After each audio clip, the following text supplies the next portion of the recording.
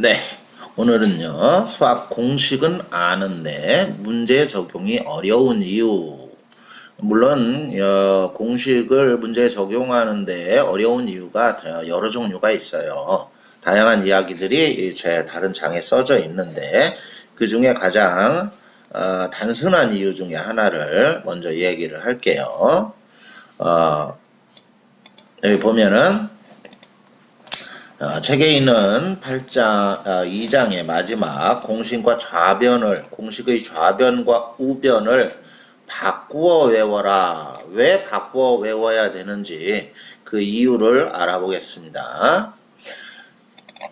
자, 앞에 보면 이런 문제가 있어요. 이런 문제가 있는데, 우리 중학교 2학년 때 보면은 지수법칙 공식이라고 해서 요걸 배워요.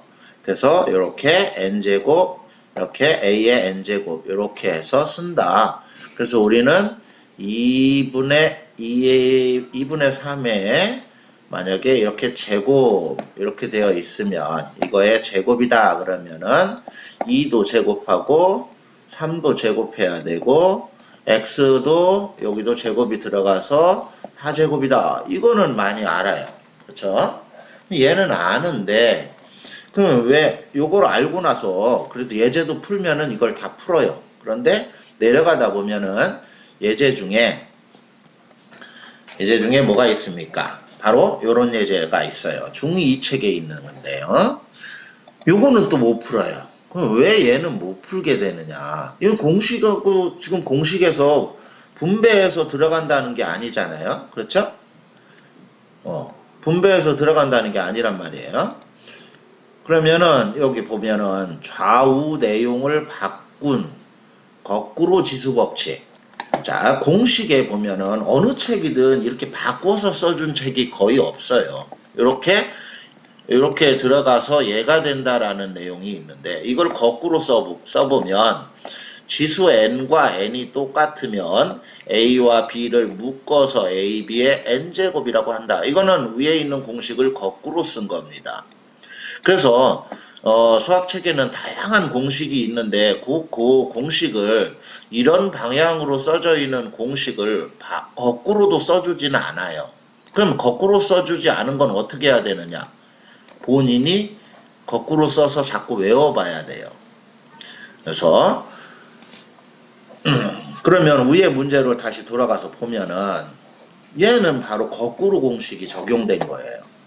그래서 이 n제곱이 똑같으니까 3분의 12의 n제곱이라고 쓸 수 있다. 이렇게 되겠죠. 그럼 안에서 약분을 하니까 4의 n제곱이다. 그러면 n이 2이면은 16이구나. n은 2구나 라고 이렇게 알겠죠. 그러니까 이 공식을 거꾸로 사용하는 것을 우리가 책에서는 안 알려주면서도 문제엔 들어있다 이거야. 그렇기 때문에 거꾸로 쓰는 공식도 반드시 외워야 됩니다. 그런데 우리가 이 공식만 그러냐? 문제도 그렇게 형성된 경우가 많아요. 대부분이 한 공식을 배웠든 문제를 배웠든 어떤 내용을 개념을 배우고 나면 한 30%는 공식이나 개념이 진행되는 방향 쪽으로 문제가 형성이 되어 있는데 나머지 60, 70%는 반대 방향으로 되어 있다는 얘기죠. 이 문제 볼까요? 2차식이죠. 이건 중3인데 2차식의 개수가 2이고 두 근이 1과 마이너스 1인 2차 방정식이 a다. abc를 구하여라.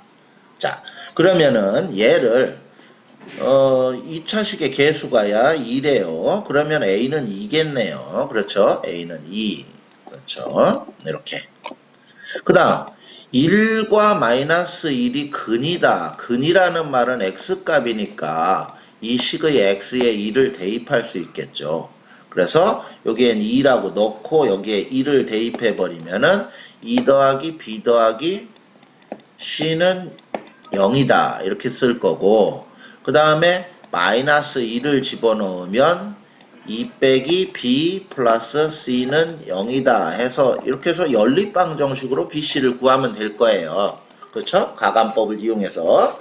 자, 그런데 이렇게 풀지 않고 이걸 뭐로 설명을 내가 했느냐면 근의 개념에서 자 이렇게 설명을 했습니다. 두 근이라는 것은 2차 방정식이 이와 같이 형성되어 있을 때 근이라는 건 1과 마이너스 1 여기서 근은 물론 알파와 베타가 되겠죠. 그렇죠?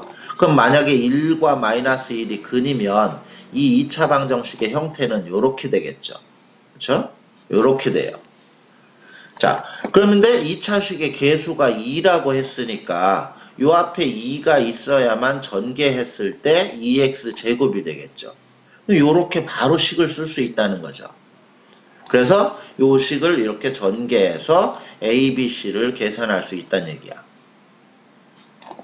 요거를 그러면 이거는 어떤 개념으로 한 거냐? 이건 거꾸로 개념이죠. 뭐냐면 근이라는 거를 구하려면 근이라는 것은 어떤 2차식을 인수분해를 해서 이렇게 인수분해를 해서 얘가 근이 마이너스 2하고 3이다 라는 것을 이렇게 구했다는 얘기죠. 그럼 거꾸로 근을 알면 근을 통해서 2차식을 인수분해된 2차식을 이렇게 세울 수 있다는 거야. 즉 근을 구하는 개념을 개념에서 근을 구하는 개념이죠. 2차 식에서 근을 구하는 개념에서 근을 이용해서 거꾸로 2차 식을 구하는 개념. 즉 문제를 푸는 방향이 근의 개념을 역으로 만들어 놓은 거다 이런 얘기야. 그래서 우리가 이 수학 공부를 하다 보면은 이 반대로 된 개념인 게 한 60%, 70% 되게 많아요, 문제가. 그래서 자신이 공부한 문제와 문제를 풀려고 그럴 때 달라. 그래서 빡치죠. 열받죠. 그죠? 그래서 요것을 문제를 많이 풀 때 이런 개념들을 잘 인지하고 공부를 해야 돼요. 물론 공식도 거꾸로 공식을 앞에 공식 부분, 개념 부분을 공식을 외울 때에도 공식을 반드시 책에는 안 써져 있어도 자신이 반대로 써서 여러 번 외워보도록 하세요.